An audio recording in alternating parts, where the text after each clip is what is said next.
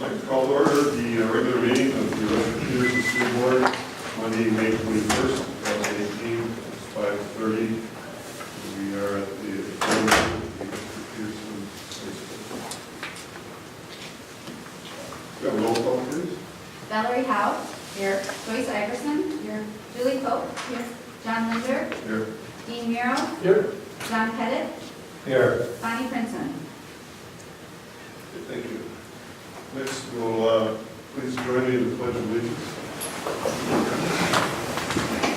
Pledge of Allegiance To the flag of the United States of America and to the republic for which it stands, one nation, under God, indivisible, with liberty and justice for all.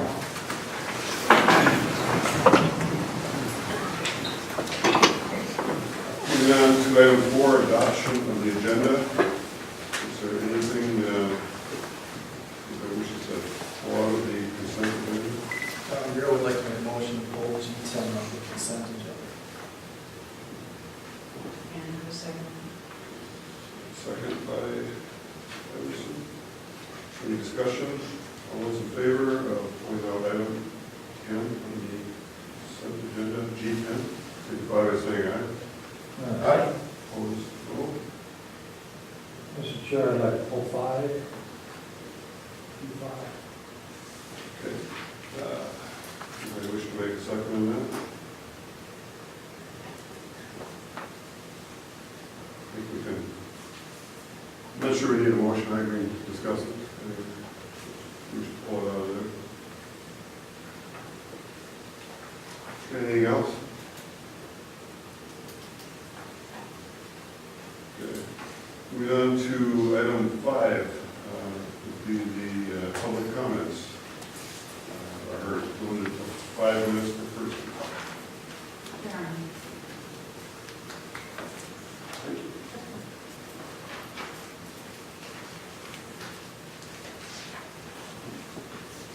Okay, first on the consent agenda, we have our April 16th regular monthly meeting minutes, April 30th special board meeting minutes, donations in the amount of $9,050, April hand payables, wires, and payroll liabilities in the amount of $287,496.96, April payroll in the amount of $258,967.49. May board bills in the amount of $177,331.81. As for personnel action, we have item 1, resignation of Julie Pope, board director, which will actually be effective sooner than December 31st, my understanding.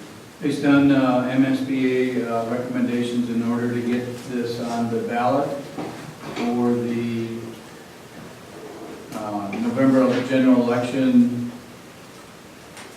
Director Cope would need to tender her resignation, which she is prepared to do in a new letter to the board here this evening by June 19th of 2018. And what that requires the board then to do is to create and accept applications for a new director to fill her vacancy for the months of 4 months of August, September, October, November, December. And then it would be included in the special election, and the terms of her directorship would be for 2 years.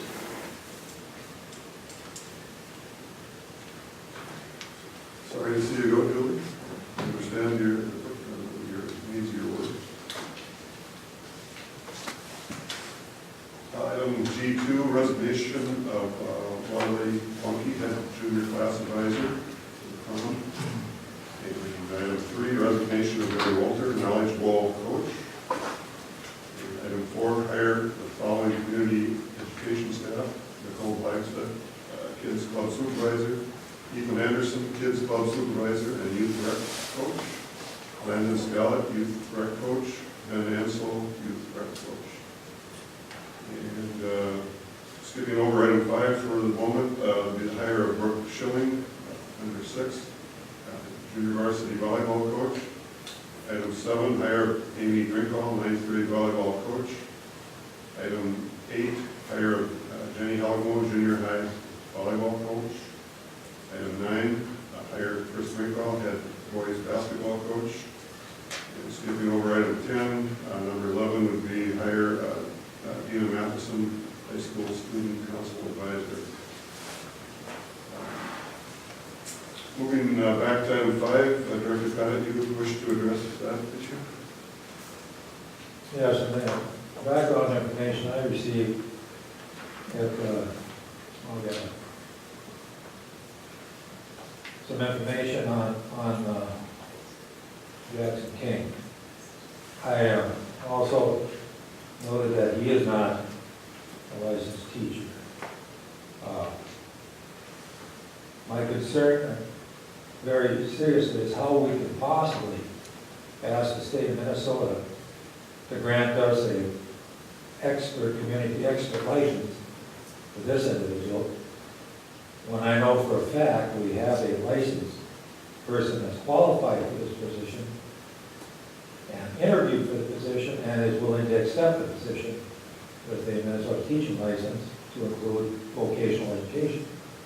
I don't understand why we would, or why the state would even grant one. I believe that a community expert was made up for positions where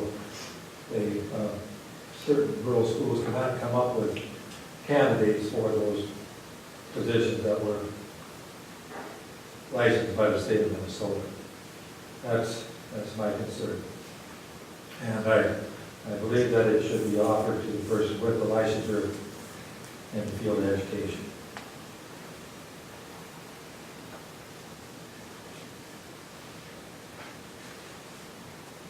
Anybody else have any thoughts on this? Is there anything you want to add to that? Just that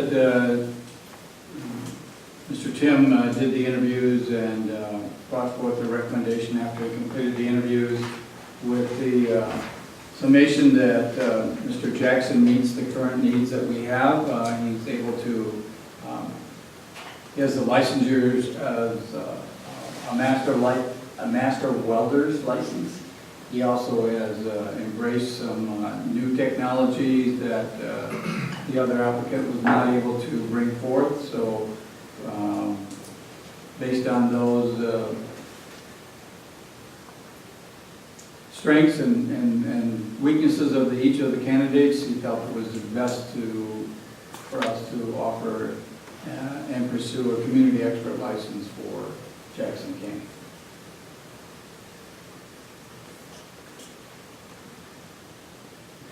And again, I submit that he does not meet qualifications to get an interview or apply for the job without a license.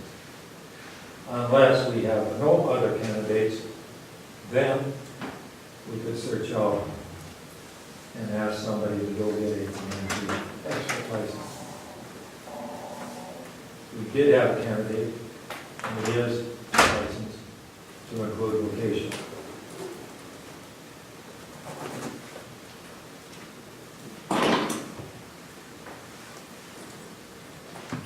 Anybody else have any thoughts? Mr. Booth? Pardon? Could you table this for further consideration? Anything the board wants, I guess.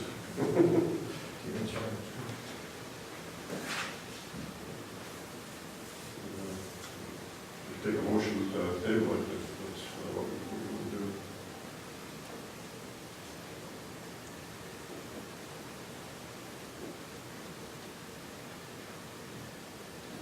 Then I will move to table item 5, G personnel.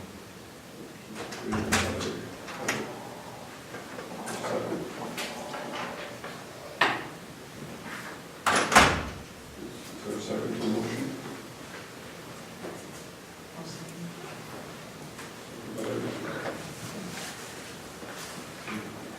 Further discussion?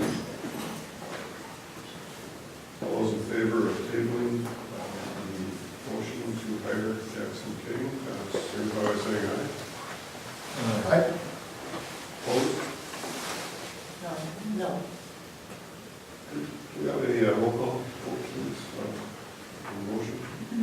Valerie Howe, No.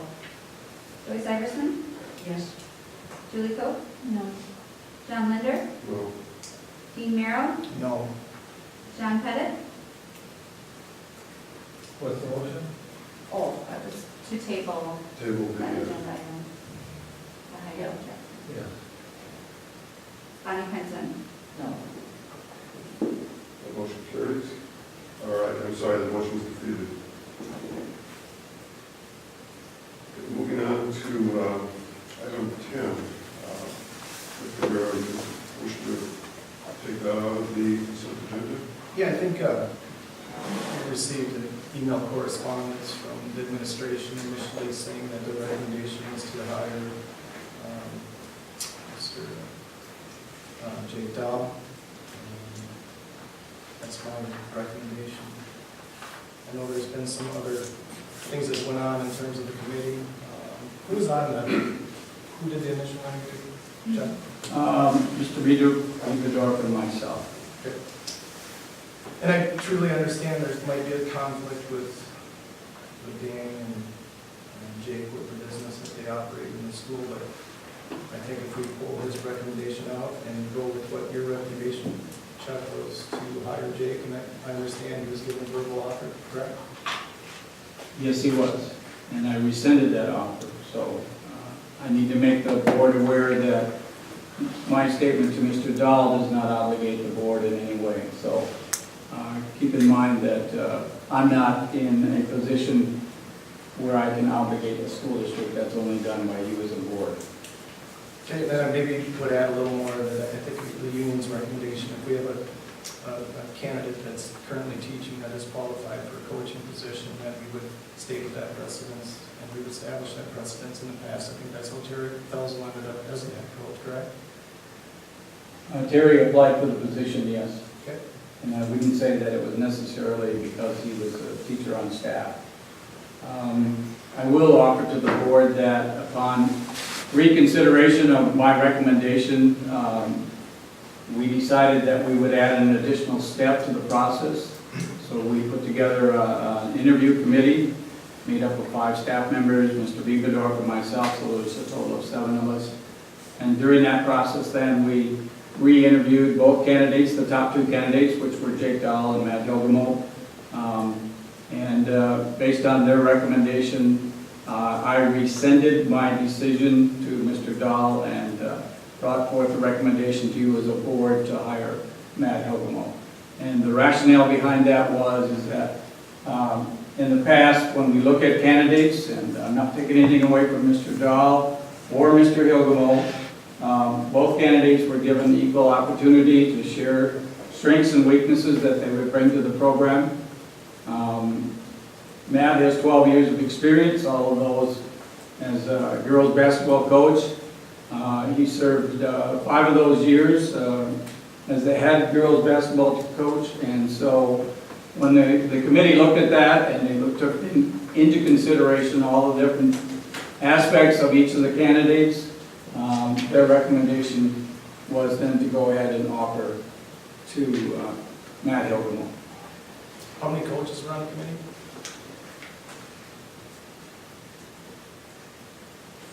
4, 5, I think all 5 are So all coaches. 5? 4, excuse me. But technically, if the individual was hired, who would they work for? Not the committee, correct?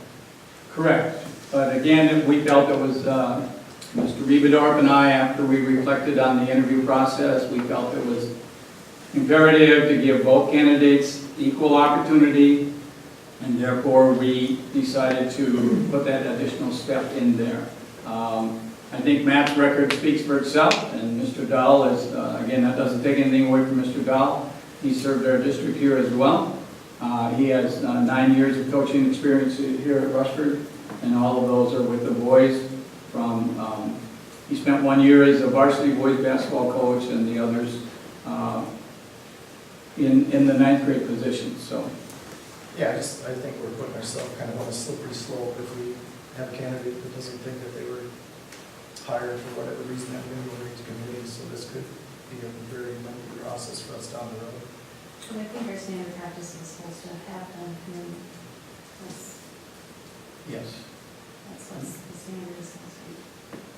So we haven't- You know, hindsight is always worth 1,000% had I been We able haven't to. been following it then.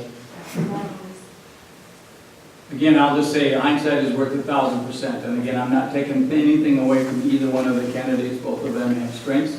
But again, I think in fairness to Matt, and after we reflected on that decision and we got a second opinion from the committee, I reversed my decision to offer the position to Mr. Dahl. And again, that is not a reflection on anything of him as a person or as a coach. But again, just that Mr. Hilgmo, his record speaks for itself, and I think in fairness to him, the committee felt that he has earned the respect and the opportunity and the right to step back into that role as the head coach. Mr. Chair, I'm looking at the ERP Ed Committee's letter and question, okay, so they talked about what has been the process in the past, and we've been deviating from that somewhat. Concern number 2 is external posting of extracurricular positions when there is a qualified and interested internal candidate in being a teacher. Now, would Matt have been able to apply for this position had it been internal first versus external versus both? I'm sorry. Well, if you are going to interpret what they're saying in their letter, and I don't have a copy of that document, so I can't make reference to it, but unique thing about that is that I think the union's position is that it's the teacher aspect of it, and Matt would not fit that role, even though he's been an employee, a faithful employee for us for 12 years. So our concern about that is that in order to give due consideration to all of the applicants, that's kind of why we went ahead and posted those. We do both an internal and external at the same time. That was based off a recommendation from you as a board. So I will extend my apologies for this not having the proper steps in place. Director Cope several months ago made the recommendation to me, and I assured her that we had a practice in place, and unfortunately, when we put this together, it would have required a better thought process on both my part and Mr. Bieberdorf's part before proceeding with the interviews. It's difficult always to back up like we're attempting to do now, but again, I want to, then the spirit of this is to do the right thing for each of the candidates that have applied for that position. Mayor will make a motion to hire Jake Dahl. I was second that motion.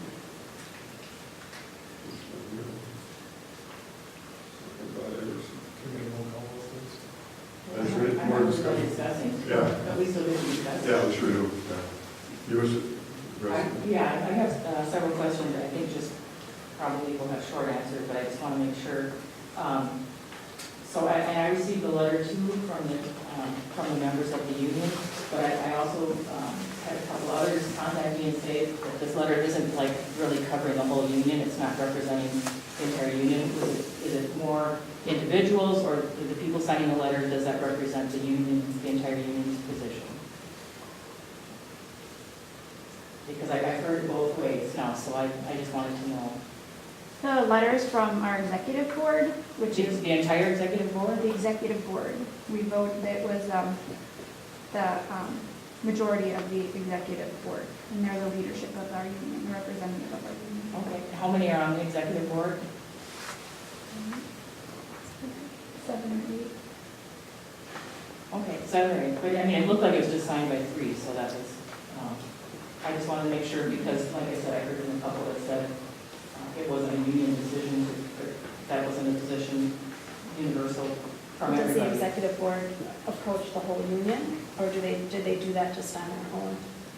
The process that was taken is the executive committee put together, the teachers' rights and myself, I'm the president, put together the letter. It was approved by the executive board. It was shared with all of our members.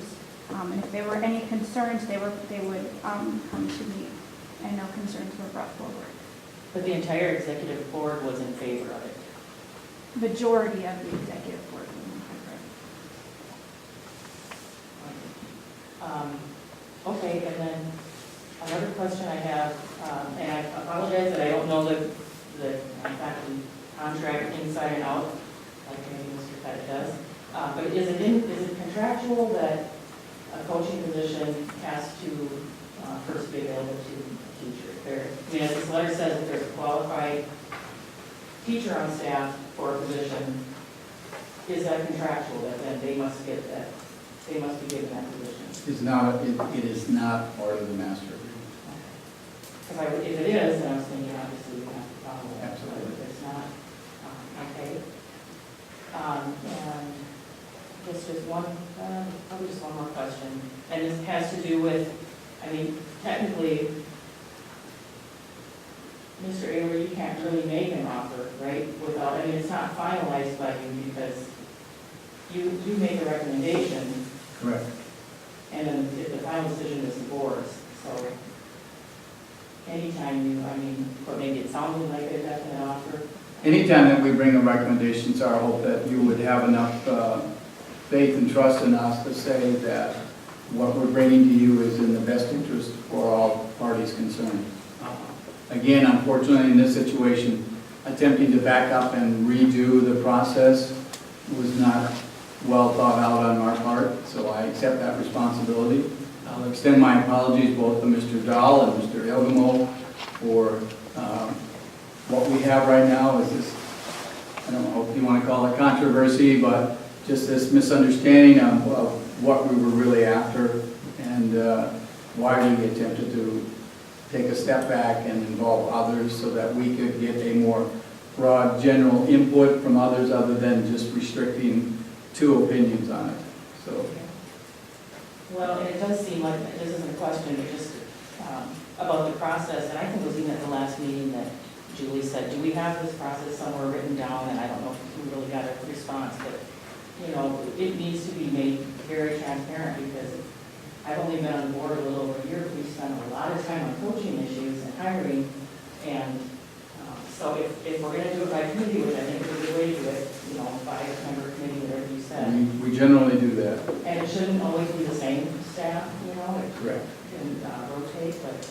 It depends on the area. For example, we're in the process of moving forward with hiring fourth grade teachers. We have 2 openings in our fourth grade area. So in that situation, sometimes we involve a fifth grade teacher, a fourth grade teacher, and Mrs. Shepherd, and we may involve one of the special teachers in that process as well. So we generally try to keep it within 5 to 7 people within the committee.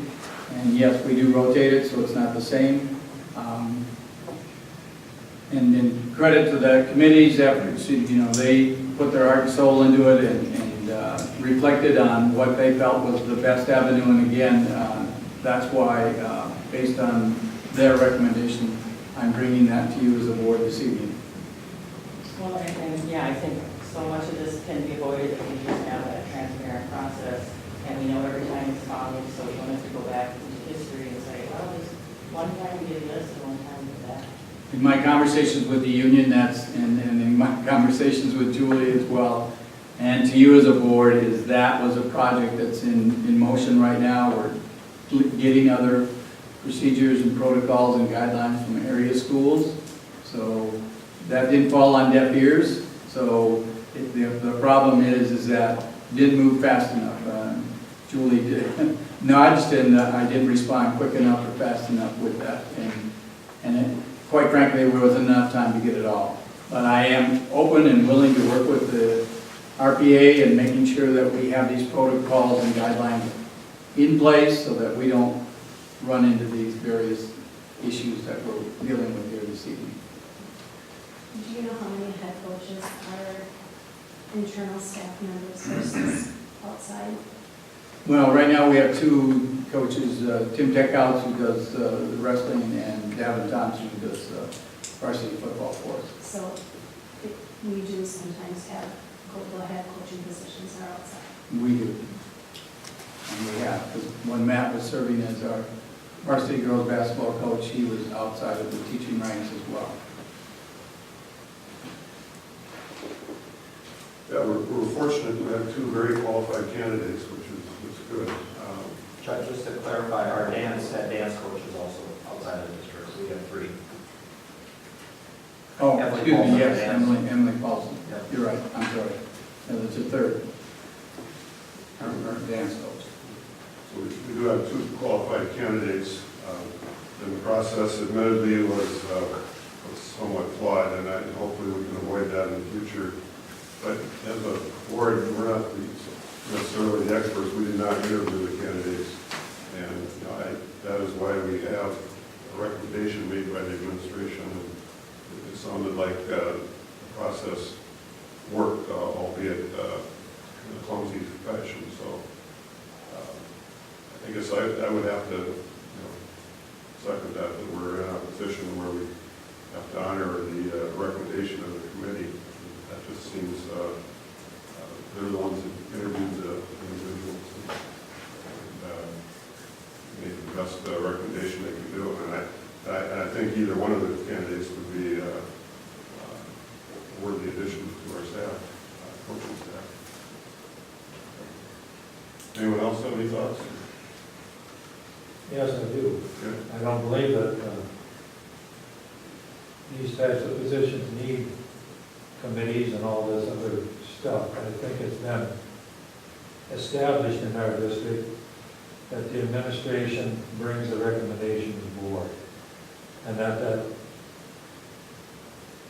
it is offered to people on staff before it goes outside staff. I think as I remembered, even for Davin Thompson, he was denied the head coaching job when his father wanted to step down, and so they stayed co-coaches for a while, and then we did move him in after that, I believe is how that happened.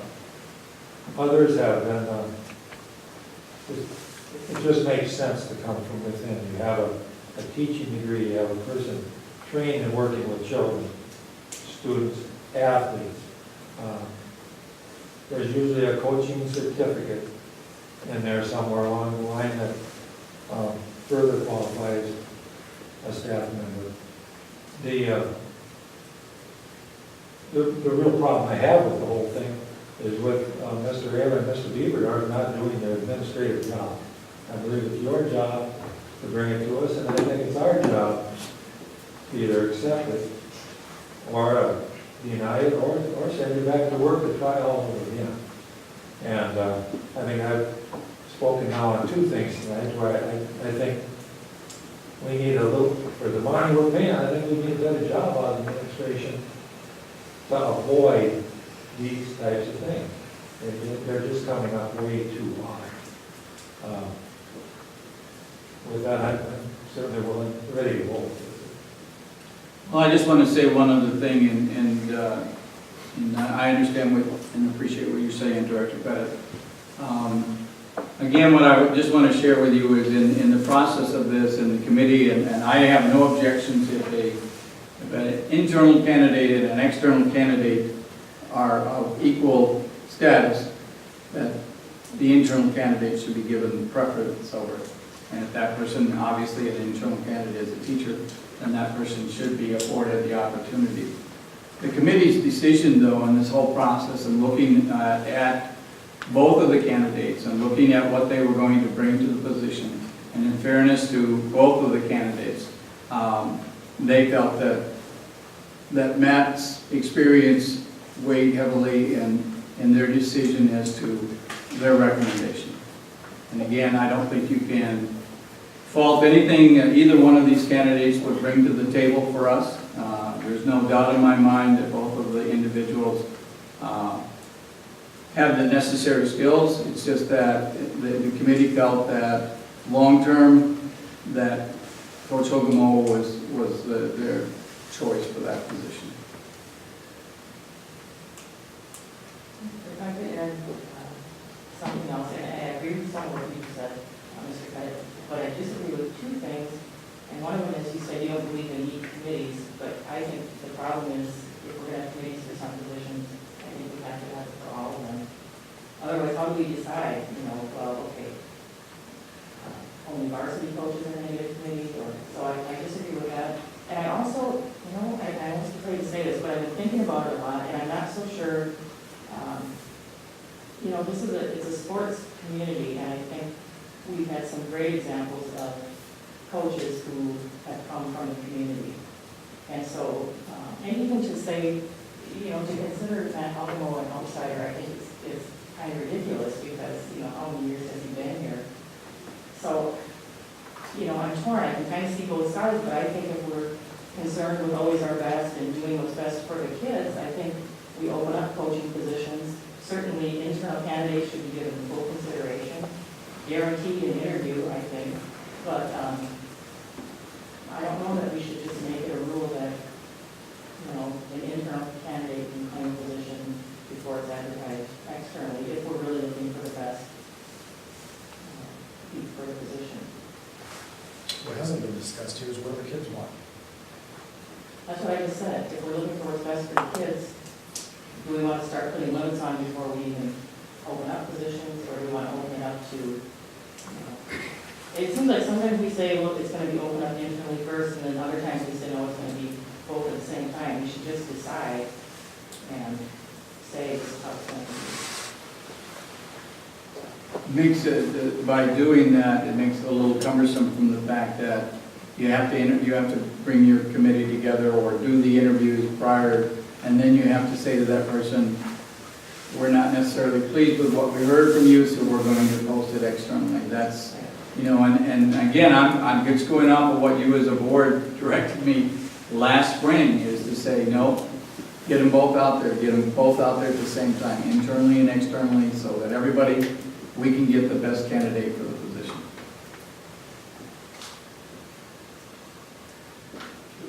Anybody else have any comments? Questions? Not, then we need to proceed to vote. The motion before us is, Director Nero is to hire Mr. Dahl. And we'll go roll call vote. Those in favor of hiring Mr. Dahl, signify by saying yes, and not signify by saying no. Valerie Howe, Yes. Joyce Epperson, Yes.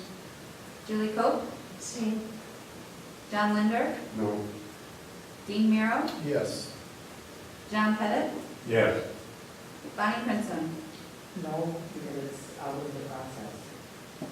We don't have a process. That motion, It's not that a motion recommendation carries. that we have, that's what we should vote on. That motion carries 4-2 with one abstention. Okay, moving on to item 7, the old business. Approve the second reading and adopt the following policies.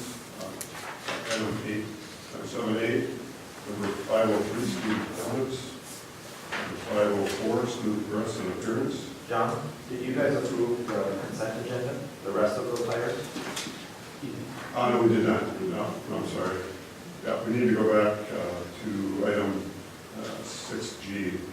The remainder of the items under G, with the exception of 10, which has been decided. All those in favor of approving the consent agenda, signify by saying aye. Aye. Opposed? No. Motion carries.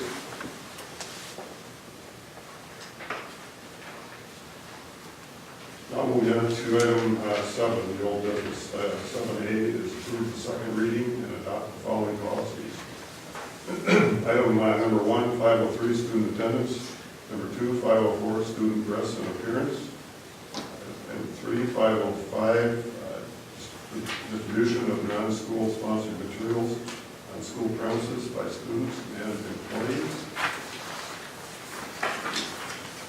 Item 4, number 507, corporal punishment. And number 508, extend school year for certain students with individualized education programs.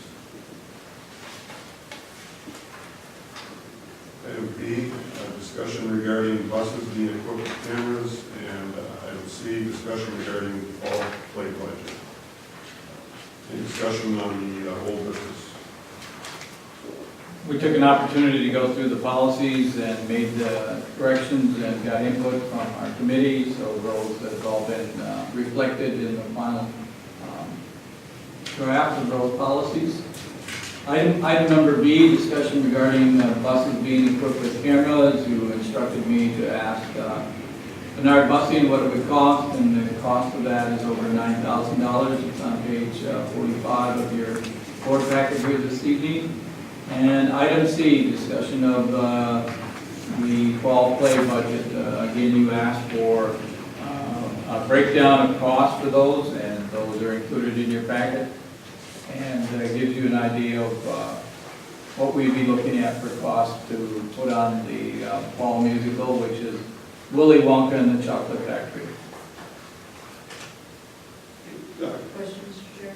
We will be approving these individually. Yes, I was just going to get to that. So while we go to 7A first, talk about the policy, second reading, any comments on that?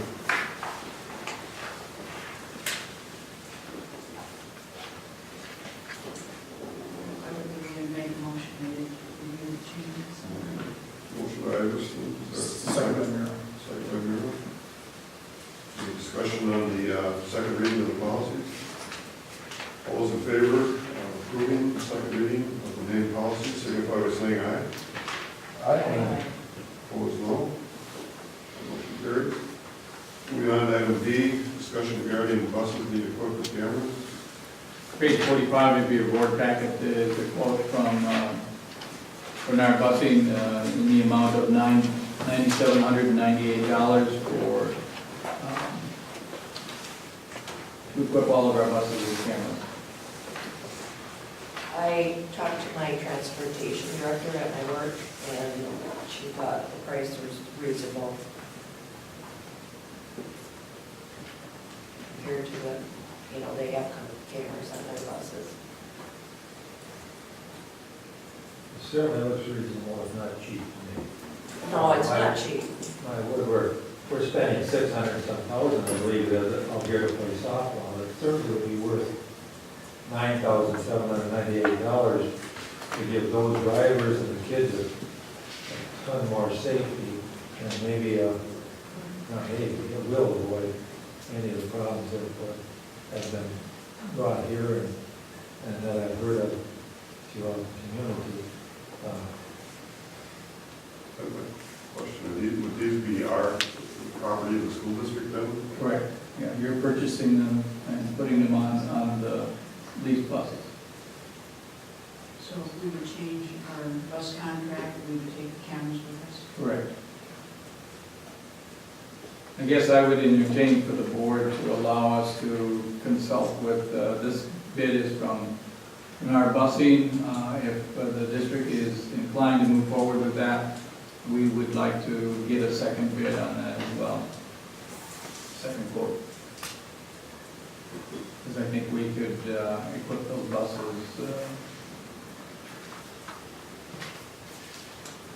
Sounds reasonable. I'd make a motion for a second quote, because I think it's a necessity. Motion by Coe, second by Iverson to get additional quotes. Any further discussion on that? All those in favor of getting additional quotes on the bus cameras, signify by saying aye. Aye. Opposed, no. Motion carries. Moving on to item C, discussion regarding the fall play budget.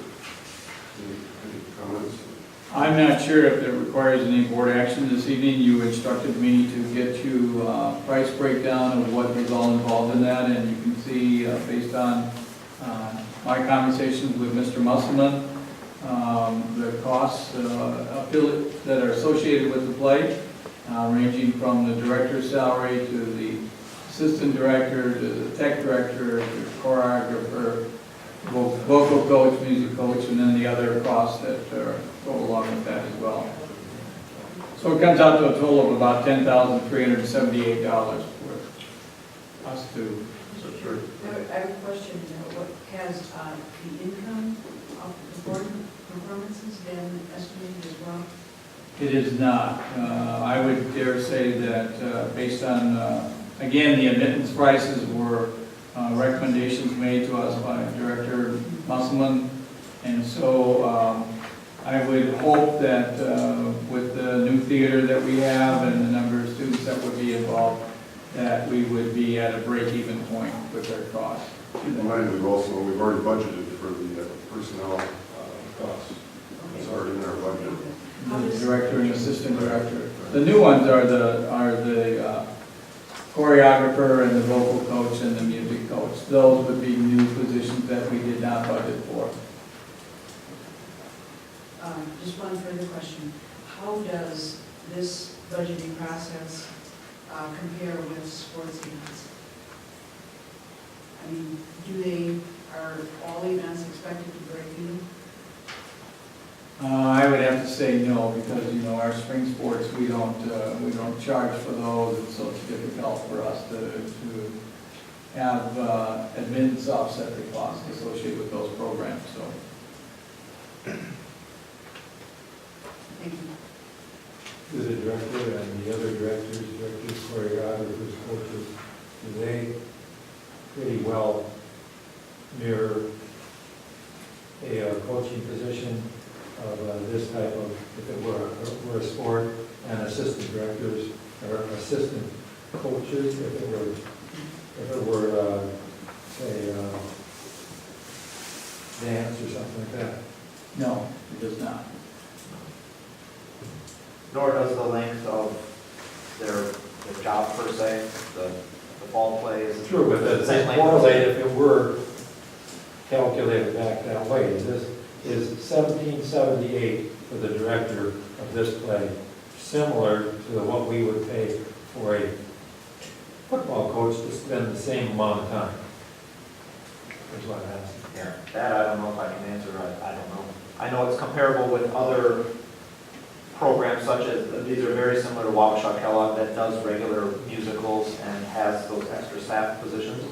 So it's comparable pay in the same activity, but I don't know how to calculate Well, the number of hours a football coach puts in, you know, to get what they get for a fall salary. negotiation process, through the negotiation process is probably where these numbers came from.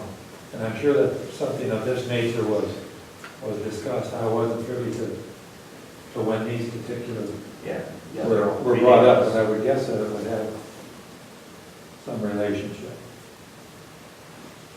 There would be a similar amount of, you know, preparation time for all of these positions. Yeah, I know your question is, when they first were put on our master agreement, how did those numbers get determined? But you and I both don't know that, so I don't know. But I would assume that, I would hope that it was compared back to any other extracurricular position, Find that it's considering time, expertise, whatever, put into it. And, I would share your assumption with that, Jeff. I would assume that. We did approve the fall play budget, I believe, at the last meeting.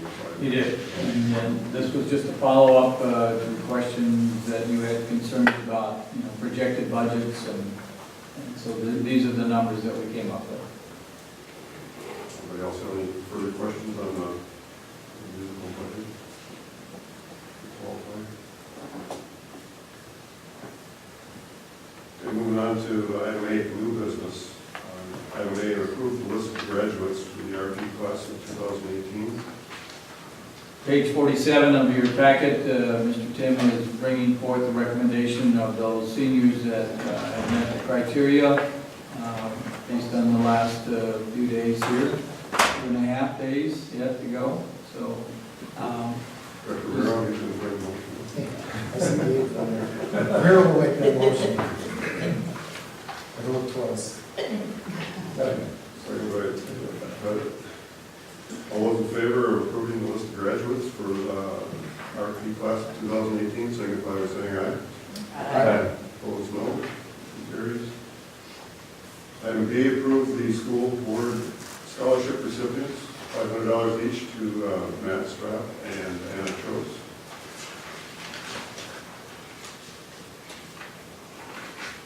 I will make that motion. Second. There's no second.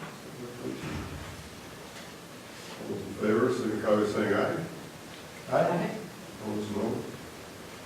Motion carries. Item 8C of new business, approve the purchase of a lawnmower. Last month, we got a couple, we got an additional bid, I believe. Yes, you did. You instructed me to seek another bid, on which I did. Hamel Equipment has provided you a bid tonight along with M&M Leisure. There's a difference between the two of $597. I'll point out to you that the unit from Hamel Equipment carries a 4-year warranty, where the one from M&M is a 3-year warranty. They have a special, the one from Hamel Equipment has a special oil guard system in it, in which you don't have to change oil as often as you do with some of the others, and it's a larger engine. Again, the price difference is $597, so M&M has a bid of $12,852, and Hamel Equipment is $13,449.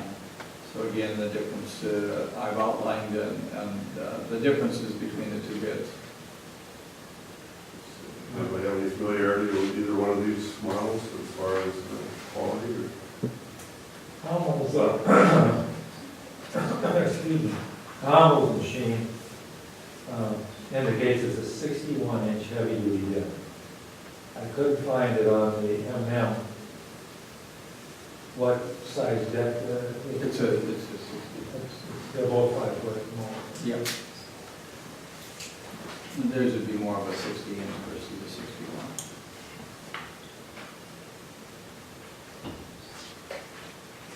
Given that it's an extra year warranty, I think that should be worth something, I would assume. You know, oil changes, he doesn't like that. So we would want to include the bagger. Please, yes. It'd be advantageous to have that. I would make a motion to approve, to accept the Hummer. Second amendment. Motion by Iverson, second by Miro. Any further discussion? All those in favor of approving the lawnmower bid from Hamel Equipment, signify by saying aye. Aye. Opposed, no. Motion carries. Moving on to item 8D, approve the joint powers agreement with Region 5 Computer Services. Anything we need to know about that? It's an annual service that we enter into. Region 5 does all of our financial services for us, and so again, it's just an annual requirement. Any questions on the agreement?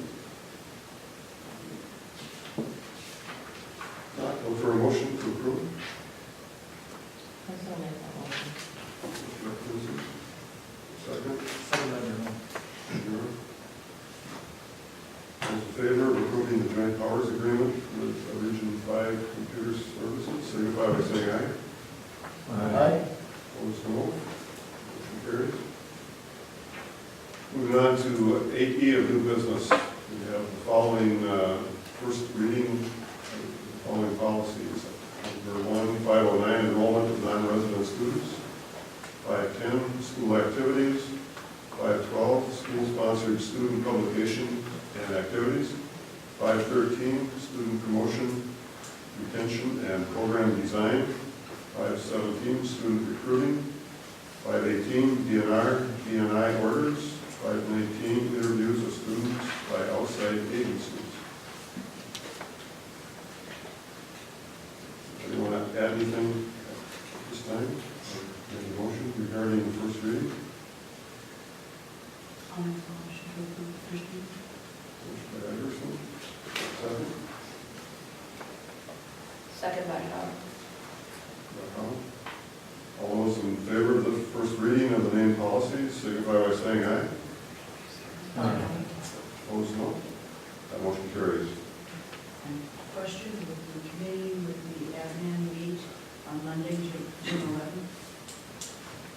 second Monday of the month, yeah, that's when we're going to schedule it. Is that 5 o'clock? 5 o'clock, yeah. Okay, moving on to item 8F. Authorize Superintendent Ayler to secure quotes for a sidewalk from Highway 43 to the school. We still have not heard back. The city and the school district put an application in for a DNR grant. It's a trail grant. In the event that that fails, I'd like to have the flexibility to say that the work that we were going to do on the practice football field would be held off for a year so that we can move forward with the installation of a sidewalk, at least from where it ends right now all the way to Highway 43, so we get the students off of Pine Meadows Lane for a safety issue. Yeah. I know a year ago we had a safe schools grant. Is that still a possibility? Or? No, I would say that this is, we've been turned down 3 times, 3 straight attempts, and I don't anticipate that we're going to be successful in securing that. And safety is an issue that we constantly monitor and address. We have concerns with our students crossing at Highway 43 that need to go to the neighborhood to the west of Pine Meadows Lane, so that's a concern we have as well. So we'll be working with the city to ensure that we get a crosswalk put in there and address that as well. No, that's a state highway, so we need to work with the state. We do. I had a citizen contacted me this week about a near accident there, and that was apparently a car had stopped to allow a young child to go across. And Yeah, I'm aware of that situation as well, and that's why, that makes this even that much more important. What happened is there was a vehicle that was turning to the right. There was another vehicle right behind that vehicle that was heading north. Did not see the child, so the child stepped out from the vehicle that was turning right and then narrowly missed hitting the child that was attempting to cross there. So that does create some issues for us, and so we need to instruct our students on the proper way to get across that highway there as well. So it'd be imperative for the city and the district to work on ensuring that we have safety and a crossing designated area there for that as well. but it needs a light of some kind there. Like I'm not sure because, yeah, the state is pretty difficult to get those in, especially on a main highway like that. Well, they got a light by the bridge, I mean, it would be easier to move it down to where the school I agree. goes. Yeah, I agree with you. Well, we need a sidewalk there, and back to the original point. Yeah. If it's not gonna come to a grant, then I think we need to. I agree. I think we need to bite the bullet and just go ahead and get that, get our students off the street. Because the only way to make your way along Pine Meadows Lane, there are no sidewalks on either side.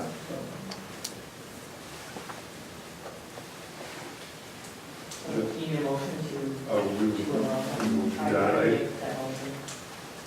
Okay, motion by Vincent. Second. Second, The only thing I would add is, get the city involved too. I mean, there's certainly, they might be able to help with the financial aspect of it. Would be optimum. Okay? Glad to do that. Anything else on that motion? All those in favor of authorizing Superintendent Ayler to get quotes for the sidewalk, Highway 43, signify by saying aye. Aye. Opposed, no. Motion carries. Okay, moving on to reports. First, Mr. Ayler, Superintendent. Yes, my report begins on page 72 in your packet. Just wanted to extend a thanks and appreciation for Anna Cholz. She has been the student representative on the board. I have a certificate that both myself and Chairperson Linder have signed, and we will present that to her. She is in the middle of the softball game here this evening, so not able to be with us. Just want the board to be aware that there was two of our students experienced the death of a parent over the weekend in Tim Cuss, and he has two children here, one in second grade and one in 10th grade, and then I have a daughter, Brittany, that was a 2016 graduate. I have extended our sympathies and condolences to Dawn and to the family, and will continue to do so on behalf of the district. So we are working with the teachers and the classes to help them deal and cope with the loss of a family member. Congratulations to our Finance Bowl. They participated in the competition last Tuesday at Winona State University. I've listed the students there. Their coach, Mrs. Erin Thompson, is here this evening as well. So she took time in preparation with those students, and this is the third year of competition, and we have finished first and second. So we have a great track record. So thank you, Mrs. Thompson, for that. Miss Mary Ellen Dean was selected as the Teacher of the Year by the Fillmore County Journal. We recognized her in a special ceremony on May 1st, and congratulations to Miss Dean on this honor. Ian McNeil, a senior this year, was chosen by the Winona Daily News as the RP Above and Beyond representative. He's an excellent choice, and we congratulate him on being the representative. He received a scholarship to attend Minnesota College of Southeast, and he is the son of Joyce and Mark McNeil. The elementary concert was held on Thursday, May 10th. This was the first concert that we decided to host in the main gymnasium area. Our students were all in the bleachers, and our parents and attendees could sit on the floor or in the south bleachers. And from our perspective, things went extremely well, and we received positive feedback from our parents as well. Band concert was held on May 14th, and that was performed in the auditorium. Again, a great night of music, and we had the flexibility there. Once the students completed their playing, they could step out into the commons area and view the concert from the large screen that we have available in the commons area. Our safety patrol attended the Twins games yesterday. Mr. Dahl was in attendance, was the leader of our safety patrol this year. Each year our fifth graders serve as assistants with keeping everyone safe out front, and as a reward they get an opportunity to go up and see the Twins play. And they were treated to a 3-1 victory by Minnesota over the Milwaukee Brewers yesterday. Also, in regards to our fifth graders, they had a positive outing to Eagle Bluff, and again, thanks to our students for being great ambassadors for our school district, and it's a great outdoor learning opportunity. The senior awards recipients, that was held on May 6th. We had a great night there to recognize our seniors. It's truly amazing that when we get the opportunity to recognize our students, just how many things that they're involved in and just the positive things we do. I did list this year we had 6 first-time presenters. The Thompson family, a memorial scholarship in Mitch's honor was presented, as well as the Mystic Lodge Scholarship, and that was given as well in memory of Mr. Thompson. There was the Washburn Family Scholarship in memory of a family member, the Compeer Financial Scholarship, the Mystic Lodge Scholarship of the Money Creek chapter, and then the foundation, our Peak Schools. This was the first year that we offered business and manufacturing came together and provided scholarships for those who are pursuing a vocational degree. So, special note of thanks to Jenny Helgemol and Holly Eckern for their efforts to have everything highly organized for that night. So, Teacher Appreciation Week was held the first week in May. We took the opportunity to thank our teachers, and we commended them on embracing our school motto of always our best, and also Mr. Thompson's motto of be a good human being. So my thanks to Lisa Tim, who assisted us in providing treats for our teachers on Teacher Appreciation Day, which was Tuesday, May 2nd. The Lyro Baroque Orchestra was here on Sunday, May 6th, and thanks to Mrs. Lawson's organization with this effort, we had a great day.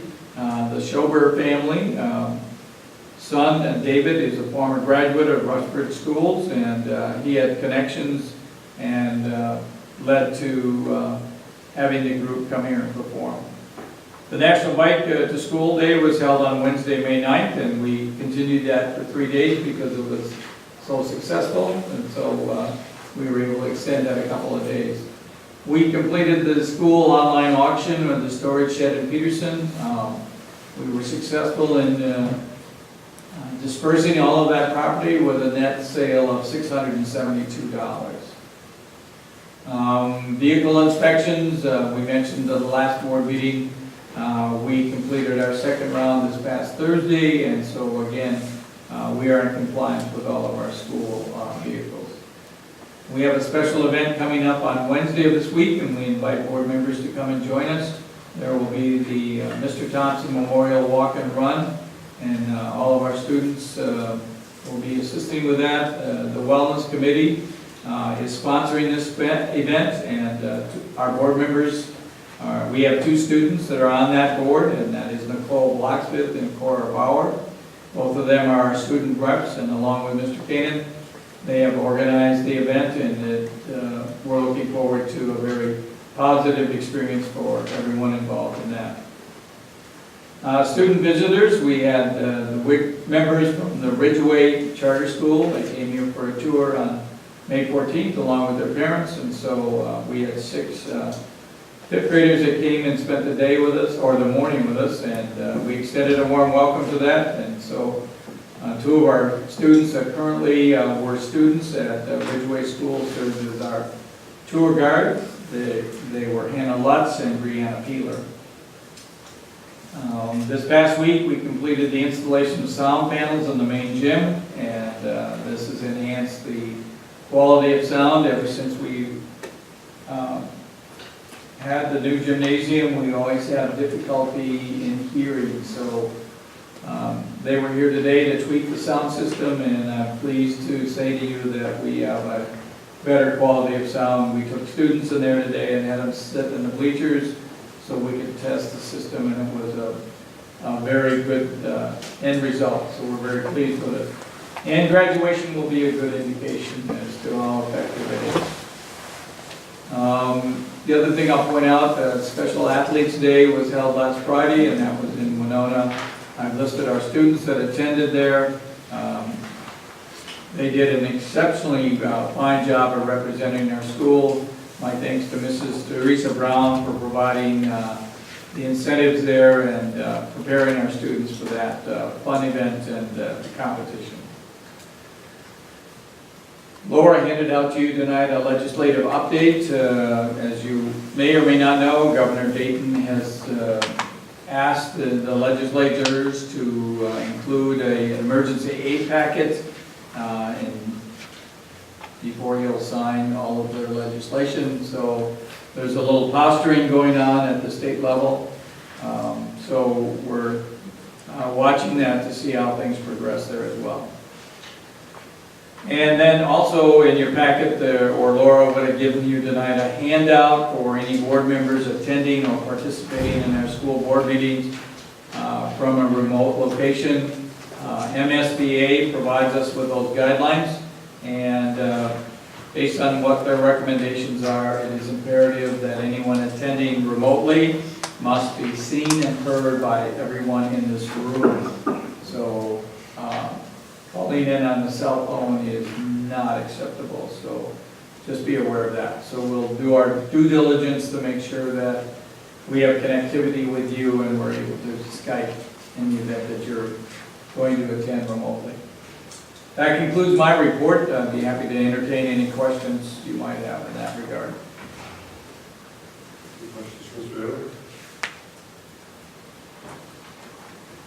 Okay, moving on to community ed report. Awesome. Thanks. Starting off with youth enrichment, we had a Glee Club perform with the elementary concert. We had 24 participate, and did a wonderful job. Youth dance, we had 2 performances on Saturday, May 6th, or May 5th, and 78 girls participated. We had some girls had to change costumes 3 different times, so a lot of things happening behind the scenes, but it was an absolutely beautiful show. So one of Michelle's best. Youth rec, spring soccer, we have 109 students that registered for spring soccer, so that was a huge success. And thankfully, through the Booster Club, they did come through and help us with purchasing goals and financially and soccer balls like that. So we received $1,000, so that was pretty awesome. And then summer sign up, I listed all our numbers, and that was all as of last week, on May 15th, so those are just preliminary numbers, but right now we have about 647 signed up for different things throughout the summer, so a lot of things happening this summer. Kids Club too, we're just, our averages have stayed the same, 13 in the morning, 29 after school are our averages. And then our returning staff, I listed those. We have a lot of college kids coming back, so it's going to be a really fun summer. So we're excited to see all of them. And then with our new hires that you just hired tonight too, so we're excited to have some newcomers on our team as well. We're just going to figure out our Kids Club program as we roll into summer. We're going to use our preschool rooms in different areas of our school this summer, so we're pretty excited to have air conditioning and all the technology that goes with it too. So we have a lot of things for the kids to do. The Liberty Preschool, right now we have 66 registrations. We did receive another one so far for next year, so that's really, really good for being the date that we're at right now, having 66 registered. And Johnson Rolling Acres did another wonderful job with their annual field trip. The kids had a ball and it was an absolutely beautiful day. And our graduation will be on May 30th, so if you want to have a lot of smiles and laughter, come to our graduation at 6:30. And then ECFE too, Sarah's holding her last classes this week. She's had a really good attendance all year.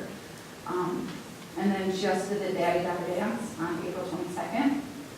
And then Mr. Yellick talked about Lyra that came, and that was a really, really wonderful concert and performing arts performance for our community members. We had probably about 150 that attended that day on a gorgeous afternoon, so it was a great opportunity for our community. So. And then grant too, we did receive $150 for a literacy grant that I wrote through Smith, so I'm excited to go pick those up in June for our kids. That's all. Good. Questions from Ms. Lawson? Thank you. Now to the elementary schools report. Shepherd? Thank you.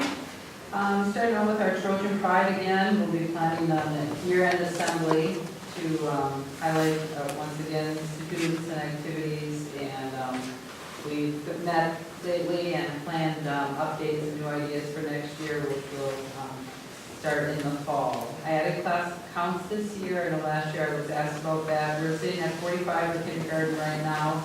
We have had a couple new students this last week, one in first grade and one in third grade, and those are not on here.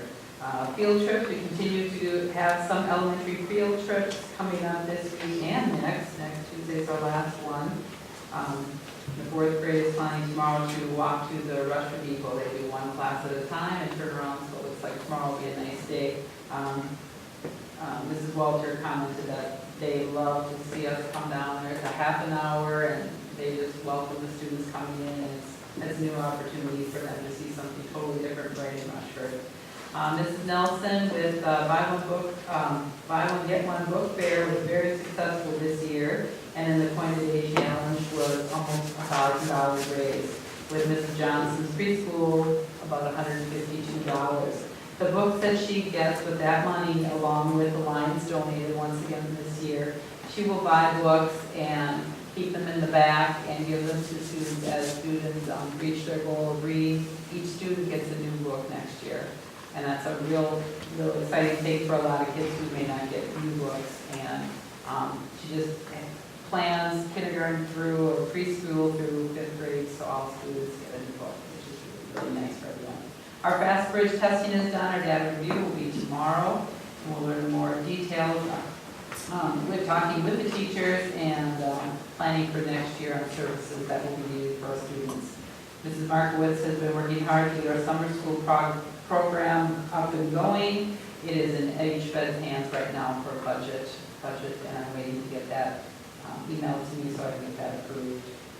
Memorial Day program this Thursday. Once again, they come and K-5 students are attend this program, and one year they talked specifically about the flag and how what each fold of the flag means, and it's just always a real nice way, and we're thankful that they come and show our students the importance of it. Perfect, so we can all do it together in the auditorium this year. Our field day is being planned by Mrs. Brown at the end of the month, May 30th, and Mrs. Miller was nice enough to provide sack lunches for the students, everyone who wants to eat school lunch to eat down there. We'll have the K-1-2 eating first, and then the 3-4, and they will participate, then eat, and 3-4-5 will eat, and then participate in the event. So it's a lot of fun for the kids to do this. We did not do it last year. The special athletes competition, like Mr. Ayler said, one thing we did do this year was took all first graders and third graders to Winona for this. And when the kids, the special athletes were noticing that their friends were there, they had made big signs with their friends' names on it. We came across the football field, and then the whole RP was just cheering so loud, and the kids were so excited that they were there. They weren't able to stay for the whole program, but that was okay, and then we do a parade of athletes, and that was really cool too, because our first and third graders and staff that came with really made it really loud, and like Mr. Ayler said, smiles and just happy. They competed hard. So Reading Street is our new reading curriculum, and I was able to get the staff materials delivered today. So that was good. The Mitch Thompson Memorial Run Walk, we will be doing 1 mile. And it's walking 5th grade through kindergarten and then preschool at the very end and end up at the football field. But we have a good plan for that. And then depending on the weather, with the what comes and goes, some of the staff's planning on keeping their kids down there and playing some games, spending some time at Creekside. And then this Thursday, the committee will be working on our ASSIS end of the year paperwork, which is due in September, but it's always a good idea. The staff is, they know exactly what they've done this year and what they want to do next year, and so it's a perfect time to do that. So we will be working on that this Thursday, and I'll put it in early June once this is all done.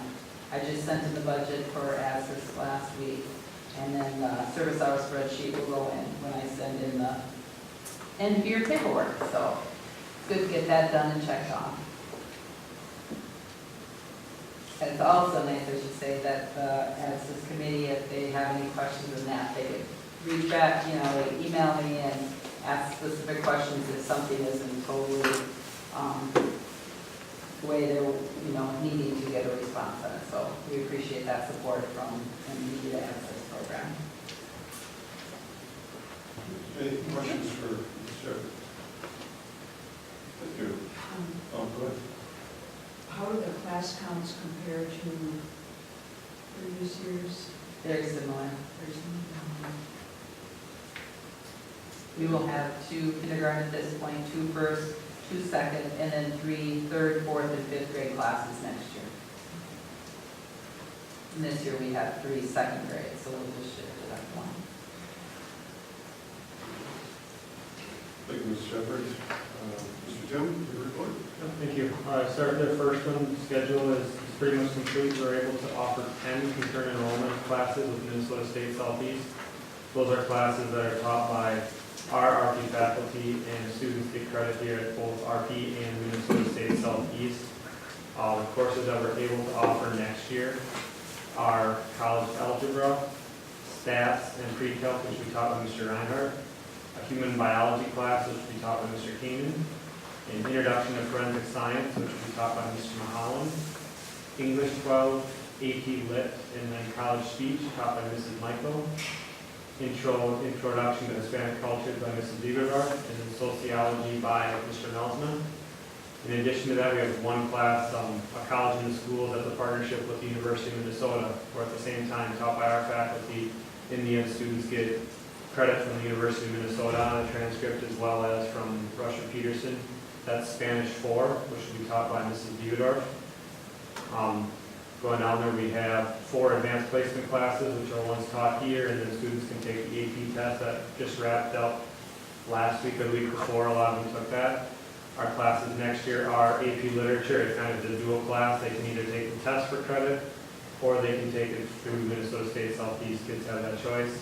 That's taught by Mrs. Michael. We have AP Psychology, taught by Mr. Melsma, AP Biology, taught by Mr. Kanan, and AP History, taught by Mr. Honkin. Then keep going, there are classes, 3 articulation classes. Those are ones that they get credit and credits just at Minnesota State Southeast. They don't generally transfer out to other schools, where the ones I just mentioned, if they get credit in those generally transfer with the kid. They get a transcript and they can go. The articulation ones kind of stay at Minnesota State Southeast. The ones that we're able to offer next year and continue to work with them is our healthcare core and pathway to CNA, taught by Mrs. Thompson, and then an introduction to college algebra, which is taught by Mrs. Matheson. The NOCTI that's listed is kids take the course, and at the end of the course, they take an exam. Based on this exam, they get a certificate that says they've met the requirements that they can bring to their school with them to depend and get college credit. That all depends on the institution they go to. That class is our child development class, taught by Mrs. Thompson. And the 2 certification programs that we partnered this year there was one, and then next year they've added a second one. It's a prototype engineering certificate. And then next year they're starting an automotive one, where students will take 1 course a week on Monday nights, normally up at Minnesota State Southeast. Both all year long, they take 1 course, and they start as a junior, and then at the end of their senior year, so it's a 2-year program, they get a certificate that they can go right out into the industry, into the field with. So they kind of graduate with a high school diploma, as well as a certificate to go out into the field. And again, they get both high school credit and college credit for that, which is kind of a cool thing. Next fall, I'm going to meet with a representative from Minnesota State Southeast. We want to try to create pathways. A lot of the bigger schools have the opportunity, and they have academies or pathways right in their schools where kids can kind of take some classes and lead towards degree patterns. And we're going to try to set up stuff with Minnesota State Southeast. For example, if a student says, I really want to be a welder, we'll sit and look at the classes that they have at Minnesota State Southeast, what we have here, and what classes would be good for that student to take leading up to graduation so they can go into that program. In addition, sorry, I forgot to mention that we have contracted PSEO, which is like those online PSEO classes that some of our students take. So the goal with the pathways is so then kids, they can kind of pick that way that they want to go, and when they graduate, they've already got a leg up on a field, on a career, on a pathway into college. And some of the classes they take here lead towards something. So again, kind of a cool way to kind of get our students college and career ready, whether it be a 9-month certification program or a 4-year university. Anywhere in between those, we want our students when they leave here to be successful and ready to go. Senior award, just to add to Mr. Ayler, the total there, as you guys see, we have $56,425 that was given away. That's a pretty cool thing, and that's average out. There was a few scholarships that were large scholarships that were 4 years, so we took all 4 years and added that together. But still, over $56,000 was given away from our local community to our kids to go to school next year, which is an amazing thing from our community. I included in your board packet a list of the recipients of all the awards as well for you to kind of look over and see.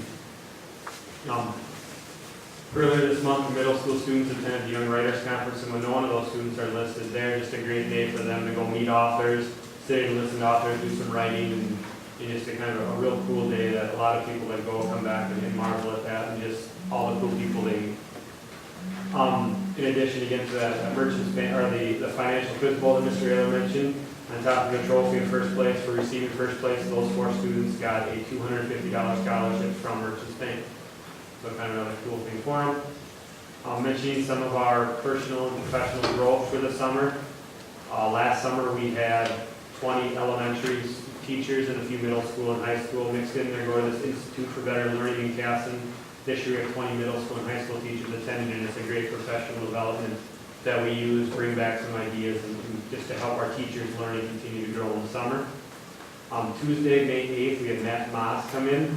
That was brought to our attention by Brenda Coleman from Fillmore County, and Matt is from the Triton area, and his son was killed I think it was a year ago, in just students being students goofing around in a car around Christmas time in a traffic accident, and just came in and gave a very, very powerful story to our students about being respectful, being responsible when you're in a car, being safe, and when you do goof around and you end up like what you do. And he had 220 high school students silent for an hour and 15 minutes, which is very hard to do, but it was a very powerful message that day, so it's kind of cool. Middle school, they had their spring fling last Saturday, or a week ago Saturday. Just thank you to Mrs. Bergen and her middle school student council for putting on the dances. Our prom royalty, a big thank you to Laura Lee Bunkie and her committee for putting on the prom. That was very well attended, and they did a great job. Mike Eckern was the king, and Victoria Tolney was the queen, and then we had our post-prom down at the bowling alley at Nordic Lanes, a great event afterwards for our kids to remain safe. Last thing I have, graduation's coming up on Sundays, you see, at 1:30, and I have Mr. Linder and Mr. Murrell here to hand out diplomas. Still good with that? Just like to double check. And then if you guys could be here at 1 o'clock, we'll get you going and all set up, and away we go. And then just some dates at the bottom. So I can entertain any questions you have. I do want to add to thank to Mr. Tim, and thank you for jogging our memory here tonight on the senior awards. Since 2008, we have been blessed with an individual. Her name is Susan Anderson, and for 10 years she has been supporting our students.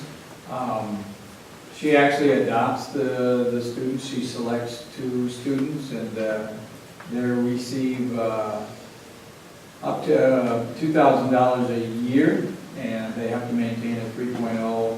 But Susan's financial situation has changed, so she was not able to do that. But we've been recipients of her generosity for the past 10 years. So I've extended our thanks and appreciation on behalf of the board to her. So again, I just wanted to publicly recognize the contributions she has made to our students and especially our graduates, and they do become extended family members of hers.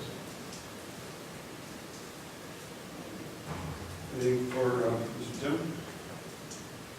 Thank you. Mr. Beaverdorf, you're All right. Director. Spring activities, as it says in my report, the weather's been more than a little bit of a challenge. We count all the different levels of our activities. There's been at least 110 events that we've either canceled, changed, postponed, or rescheduled. Obviously, it leads to a great amount of flexibility when it comes to busing, our coaches and officials, but also following through with everyone else affected as our teachers are constantly having to kind of adjust for that, our parents and our students. So I just want to say thank you to all of them for all that flexibility to make this work. We are now wrapping up our regular season, which I guess officially now we're done with the regular season with everything. Into the postseason. So softball, they are playing tonight against Goodhue. They were a number 7 seed. A highlight of their season, they won the RP Softball Classic on April 28th over in Peterson, which was great. They receded number 7, again, played at Goodhue. Unfortunately, I've heard a report that we were not successful in the game tonight, so that will end our softball season. Track and field, they're going to start subsections at home here on Thursday. That will be 6 different teams coming here to participate, subject to the weather. They had a very good showing at the section true team, where the girls finished 3rd and the boys finished 8th out of 17 boys teams and 17 girls teams. Followed it up with conference, where the girls were 2nd, boys were 6th. That was here in Redford on May 12th. And again, we're hosting subsection this Thursday. If we do get rained out, which we won't be rained out, if we get lightning out, that'll be made up on Friday. And then the top 3 individuals in each activity for each event, as well as the top 2 relays, will advance to sections, which are the 29th and 31st in Plainview and Melville. Baseball team finished off a great regular season with 2 big wins over Schaefer and Lewiston. They earned the number 1 seed. The season just took place yesterday. So we are the number 1 seed. We get a bye in the first round, and we will face on Saturday at Winona State the winner of Spring Grove and Wabasha Kellogg. If we're successful there, we play again that day, and then we could even get a bye to get all the way to the following Saturday. So very exciting year for baseball. Looking forward to that season continuing quite a bit longer here. And then golf, they have their conference meet, so they wrap up the conference portion of this on May 23rd, which is Wednesday. And then their section tournament, it's not subsection, but it's 2 days of section tournament on May 30th, and then the top people qualified to move on to June 4th. Got the different dates listed on there. One thing we have noted is tomorrow, and I just want to clarify the time. We have a middle school, high school choir concert. That is at 7:45.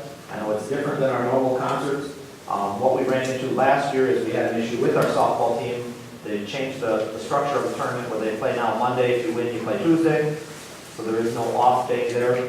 And last year, we did play on the Tuesday, so we bumped back the concert. We did that in the event that we were successful. Obviously, when we scheduled this, we didn't know. So on the school website and all the announcements, everything else, it's 7:45 for the concert tomorrow in the auditorium. So I guess that wraps up my report, but I would entertain any questions you may have. Anything, Mr. Beaver? Thank you.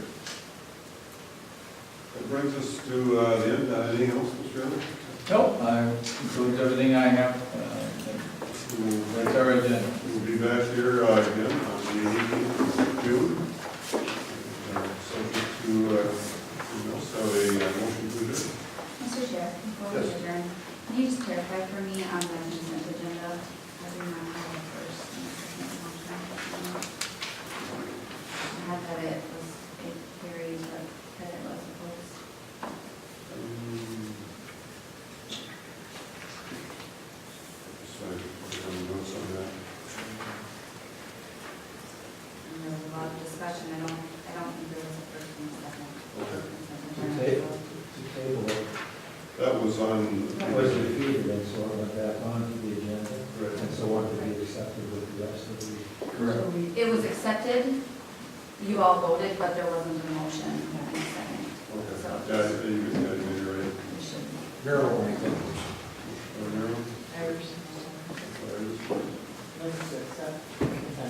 Right. Just the consent agenda. Except, except right with them. Speaking of agenda, I have a question before. Okay. We're kind of cleaning up some things that I've been asking about for quite a while, the sidewalk and some of those things, and I'm glad to see they're happening, but one thing I'd like to, if it takes it, I'd like to have on the next month's agenda is the nurse situation. We talked about it, we got going, we got information, and then I haven't heard anything back from it. I would like to see that school nurse back up. Okay, So that it just kind of went away, and I still want, I still would love to pursue that position. thank you. Okay, to wrap up the loose end on the consent agenda, we have a motion to seconded to approve. Any further discussion? All those in favor of approving the consent agenda, signify by saying aye. Aye. Opposed, no. Carries. Now we can move on to adjournment. Wish that we had a motion. Motion by Quincy. Second. Adjournment. All those in favor? Aye. Aye. Opposed? We are adjourned.